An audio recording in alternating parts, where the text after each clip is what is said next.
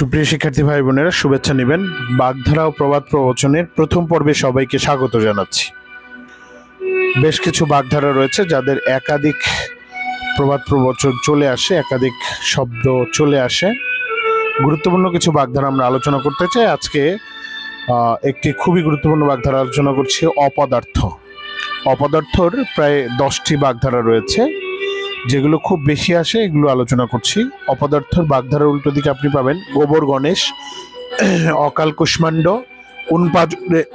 উনপাজুরে, কুমড়ো কাঠা, ঘণ্টা গরুর, বুদ্ধি ঢেকি, বট ঠাকুর, ঢেকি অবতার, আমড়া কাঠের ঢেকি, কচু বনের কালাচান, ঘটিরাম। এর মধ্যে গোবর গণেশ, অকাল কুষ্মাণ্ড, উনপাজুরে, কচু বনের কালাচান, ঘটিরাম, বুদ্ধির ঢেকি প্রায় চলে আসে। তাহলে বাগধারা ও প্রবাদ প্রবচনের প্রায় 50টি পর্ব আমরা প্রচারিত করব।